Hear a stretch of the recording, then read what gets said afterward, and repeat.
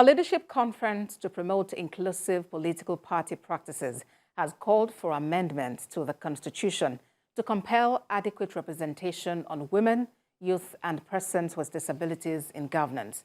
The forum also urged President Bola Tinubu not to appoint anyone older than 50 years as Minister of Youth. TVC News' Adisa reports. Conversations around the poor performance of women, youths, and persons with disabilities in the last general election are still gaining momentum.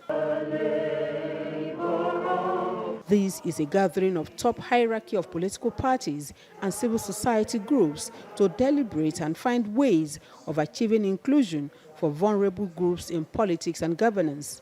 A survey by the Westminster Foundation in collaboration with NEEDS in May 2023 showed that while political parties may seem highly inclusive on paper, the reverse is the case. Women constitute virtually 50%.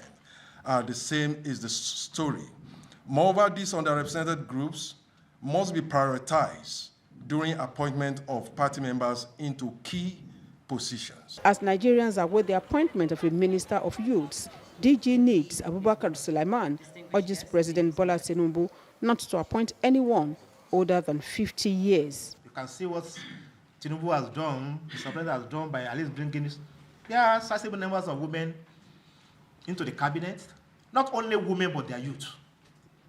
But the only thing remaining is to get youth minister, who's going to be youth indeed. Political parties and experts in electioneering processes say only an alteration to the Constitution can shore up the number of these vulnerable groups. What is left is to alter our Constitution, to compel.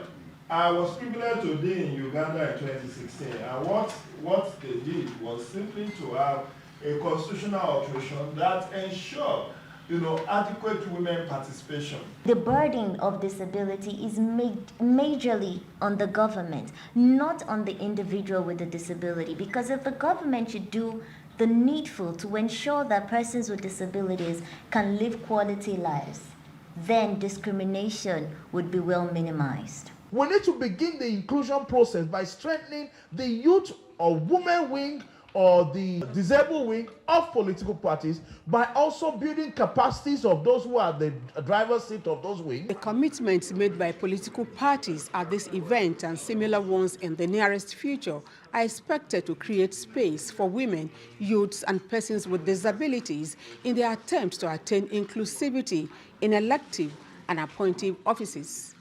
Adisa, TVC News.